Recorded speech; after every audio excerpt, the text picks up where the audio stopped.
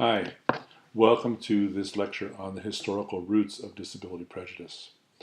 We're going to be going way, way back in history and coming all the way up to the modern day. It's going to be quite a quick survey, but I think you'll be interested and maybe a little surprised to see how modern attitudes have some deep, deep roots in our history.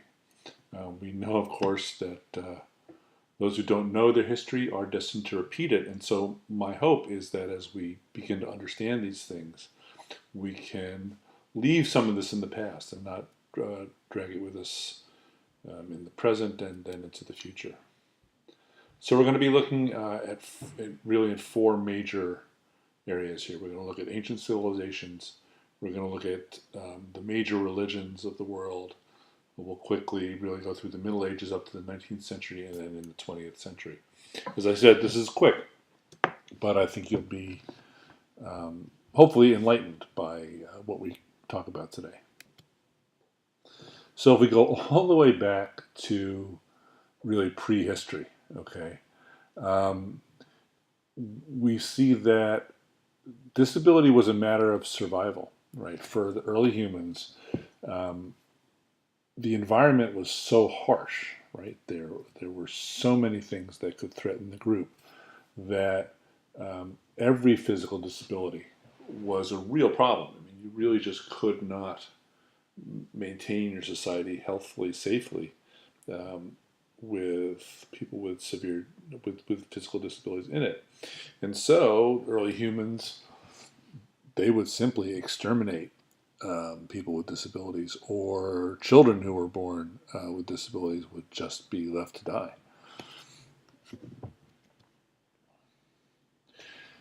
In Assyria, one of the oldest organized civilizations, okay, children with disabilities or physical differences were seen to be signs of evil. Okay, so we have the first trying to understand what disabilities mean, and they were they're read for the judgment of the divine, of the gods. It was also thought that behavior was controlled by demons. So some examples of how they dealt with that was that a child with a disability, the mother of that child would have their house destroyed. Um, the sign of an infant born with 6 fingers on the left hand was seen to be somebody who would vanquish an enemy. A child born with 2 heads meant the destruction of society, and conjoined twins were understood to mean that the gods would abandon society and that the king had to leave. Then moving on to Babylon, this became kind of a science in terms of trying to understand the world. Fetuses were examined in a practice called fetomancy to tell fortunes. Abnormal births were also were looked at as somehow having importance for the future. They really seemed to be meaningful, right? So it wasn't just a range of difference, right? These kinds of differences were held to be special and had special meaning, and that was really very important. Now, the idea of monster is a really interesting one. It comes to us from Greek here. It has 2 kinds of roots. One, the idea of moneo, to show, and the idea of monstro, to warn. Okay, so monsters are these interesting things, right? They occur outside the usual course of nature, and they tell us that something bad's going to happen, right? Interestingly, we have a word today which we use all the time. It's one of our scientific, well, we don't use it in everyday conversation, but teratology is the medical study of congenital defects. And terato, T-E-R-A-T-O, the beginning of that word is from the Greek word for monster. Okay, so even in our present day science, this idea of disability being monstrous and telling us about something bad goes all the way back, as you can see, many hundreds and thousands of years. we take it as kind of a common sense, right? That parents who are expecting a child will look to see if that child has congenital birth defects that they may, that the family can expect. Well, they're doing that, right? We know this through common sense.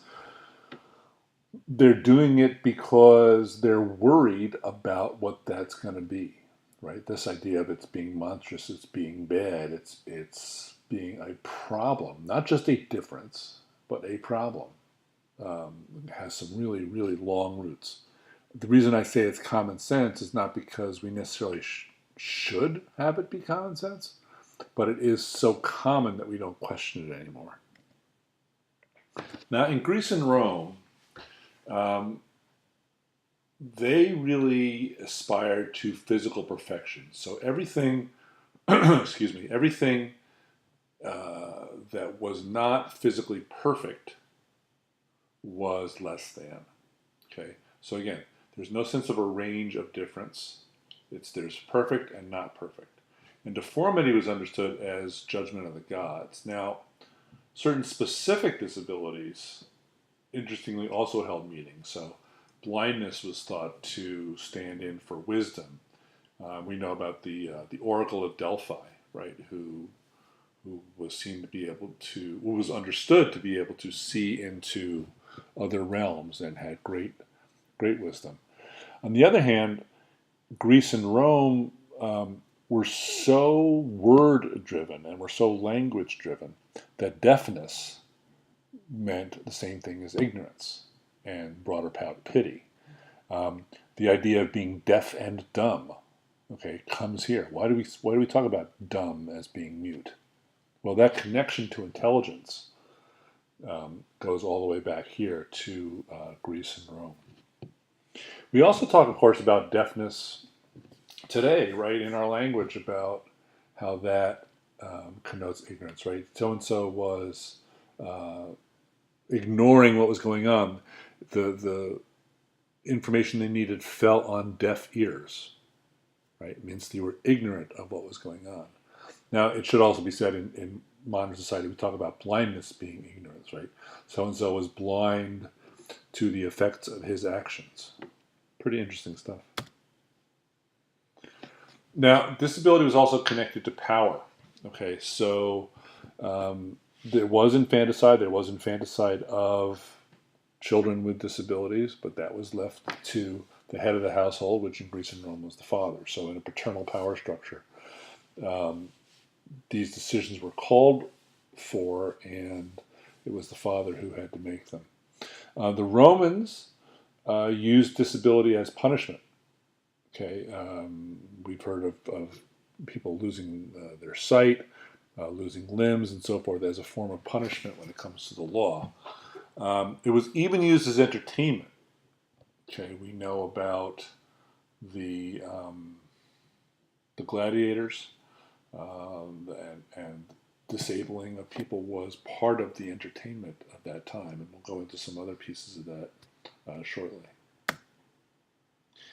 Now, the three major religions of the West, Judaism, Islam, and Christianity, start to shift how we understand disability. Judaism, which is the oldest, then followed by Christianity, and then finally Islam is the youngest of the three Abrahamic religions.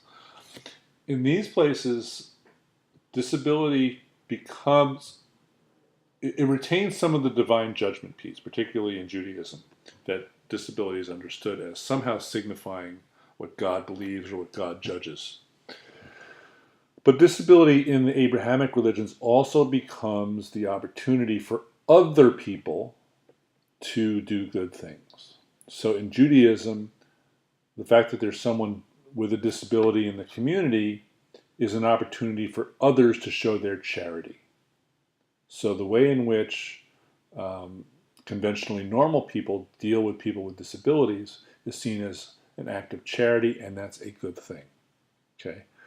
In Christianity, there's a similar kind of parallel where disability sometimes stands in for sin, but also is the opportunity for other people to show grace. Okay, and Islam similarly, it's the opportunity to show mercy. All right, we see this a ton today, a ton in popular pop culture. It's all over the place, right? Think of the movie.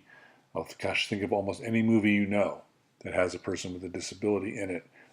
That person, in some ways, becomes the object for other people to show what good people they are, to become better people because of the way they deal with the person with disability.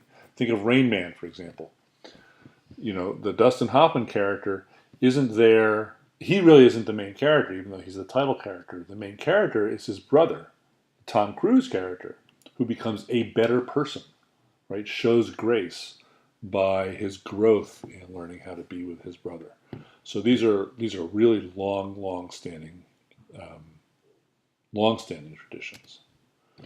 In the Eastern religions, Confucianism, similar to some parts of Greek culture, understand blindness to be similar to wisdom. Buddhism, again, picks up this idea of charity. In Shintoism, disability is seen to be the same as a defiled person, a lesser person. Now, ridicule becomes a major way of dealing with people with disabilities. Especially, we see evidence of this beginning in Greece. People with differences or physical differences are lusus naturae, or jokes of nature, according to Aristotle. Okay, Rosemary Garland Thompson talks about how in 2nd century Rome, it would seem as if no fashionable household was complete without a generous sprinkling of dwarfs, mutes, cretins, eunuchs, and hunchbacks. And their duty appears to have been to undergo degrading and painful humiliation in order to provide amusement at dinner parties or other festive occasions. Okay, we still do this, don't we? Right? We still look at the entertainment value of people with disabilities. Right? They're funny. A joke is funnier if it involves a dwarf. The ways in which people can become disabled are funny, right? It's replete in our culture, but we can go back to Greece and Rome and see that happening there. That made its way up into 19th century Russia, right? So we're now, or excuse me, 17th century Russia. So we're into the Renaissance. And the Russian Prince Menshikov sent his wife a gift. He says, "I send you a present of 2 girls, one of whom is very small and can serve as a parrot. She is more talkative than is usual among such little people, and can make you gayer than if she were a real parrot." So this is a girl who's a small person, right? A little person, a dwarf in another language, and she's being given as a pet, right, from the prince to his wife. Now, moving forward into the Industrial Revolution, again, we this idea of charity has some really interesting roots. You may have heard that the word handicap is frowned upon these days, right? People prefer the language of a person with disability or disabilities and so forth. So you may not have known that the word handicap comes from having one's cap in hand, right? So the only way that a person with a disability really could support themselves was to beg on the streets. So they had their cap in hand, looking for whatever donations they could get on the streets. Now, it's also in this time that we start to see the rise of institutions and asylums.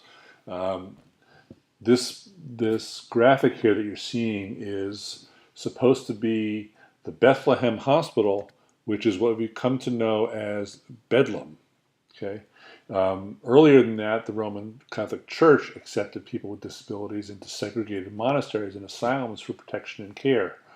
Frankly, we at Felician University, right, have the school on the Lodi campus for students with disabilities.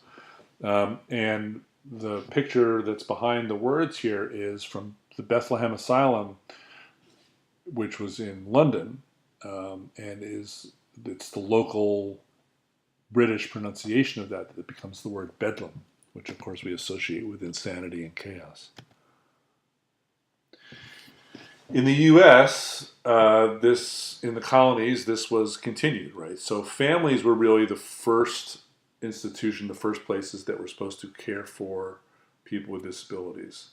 Um, the colonies established these poor laws and ugly laws referring to people with disabilities, which required work for 3 months to a year for you to establish your residency so that you could benefit from whatever the institutions were that the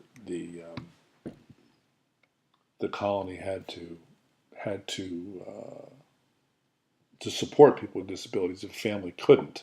Okay, um, but if you were indigent, if you were poor, you were banished. There was nowhere for you to go. Right, if you couldn't meet those 3 months to a year requirements, you were just out of luck.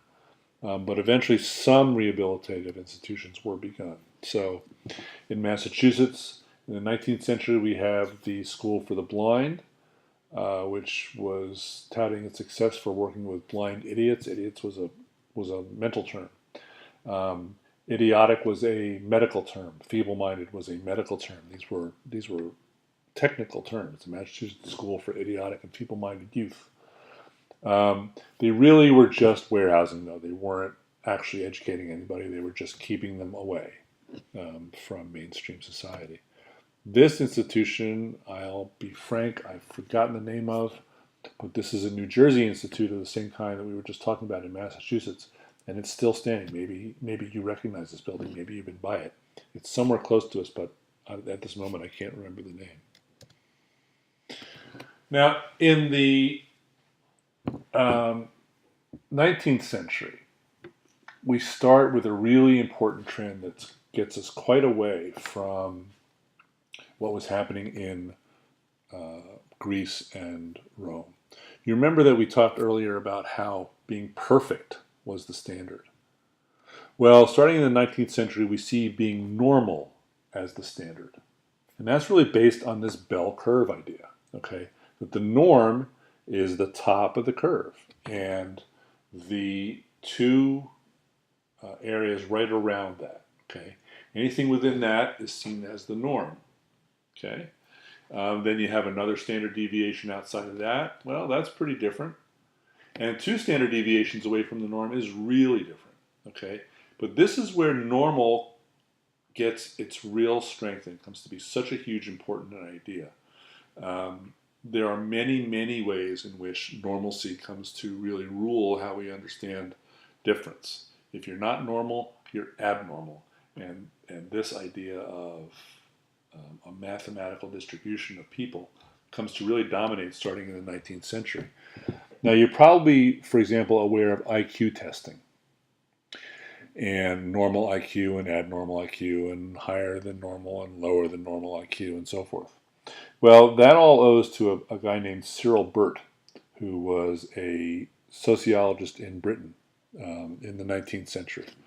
And Sir Cyril was the first guy who said that this curve that you see in front of you right here was how human intelligence distributed over the whole population, right? That there was a normal curve, there was a bell curve distribution of intelligence.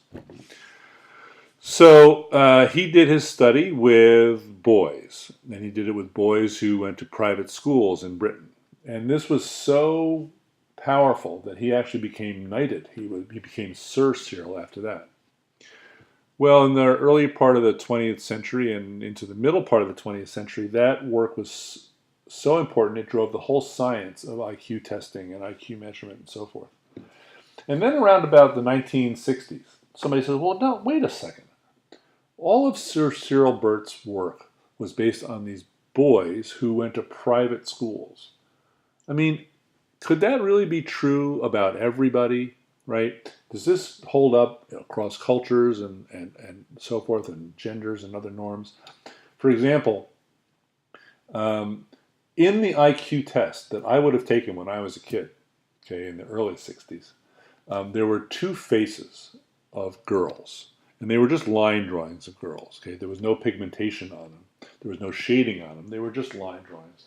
But the one drawing was clearly the features of a white girl, and the other drawing was clearly the features of an African American girl. And the question for the IQ test now was which girl is prettier. Okay, so in the 1960s, there's this whole giant challenge around the cultural insensitivity of Sir Cyril's work. So there's a whole digging into that. Well, as they start digging even further, they found out that not only was this a culturally limited conclusion he came to, but more importantly, he was so convinced that he was right that he never did the research in the first place. It was all a fraud. He made the whole thing up. So he had almost 100 years worth of research based on a complete fraud. Now, later in the 20th century, or earlier rather in the 20th century, we also get the idea of eugenics, which is the idea that science can improve the qualities of a whole race. Okay, it's based on the idea that we have the scientific racism, right? That certain races are more advanced than others, but that we can also fix many of the problems in society through genetics. That we have healthier people through matching folks, through parents and so forth, and birth. That the ills of society will fall away. So it began in the U.S. and England in the late 19th and early 20th centuries, but it then traveled across from the U.S. back, of course, across the Atlantic to Germany, and became part of the core philosophy of Nazism, where eliminating people with disabilities was the first ground on which the eugenics and the final solution was premised. People with disabilities were the first folks targeted, and then, of course, as we know, it went on from there to race and to politics, right, where the Jews and the Gypsies and homosexuals and opponents of the regime were all killed. But it was still seen as a way of improving society via genetics. Now, leaping forward into the modern era, the post-war civil rights era, the idea has grown up, of course, that people with disabilities do have rights, right? So they deserve support.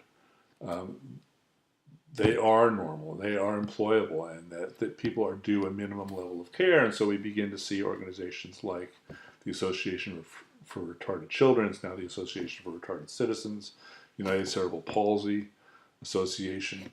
They grew up. And so, we've certainly traveled a whole long way, right? People with disabilities are still seen as, in some ways, the object of charity.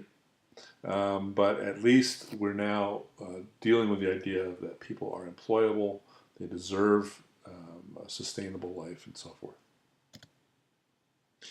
So, to recap here, the roots of disability prejudice are many, right? First, they're seen as a threat to the group, and so we have extermination and infanticide. Then they're seen to be signs of divine judgment. Then in the Abrahamic religions and others, there are the opportunities for others to show grace, charity, and mercy. They were once compared to the perfect, now compared to the norm. Then we move into the institutionalization, which we still see in schools. Of course, we have whole special ed populations, right, and whole special ed wings and special ed schools, which is an echo of that same time. We have the attempt to eliminate society's ills by eliminating disability through eugenics, and we have the civil rights movement. So that's a lot to take in. This has been a 25-minute survey of all of those roots of disability prejudice. But I hope that you found it interesting, and I hope that you'll find it useful as we progress through the course.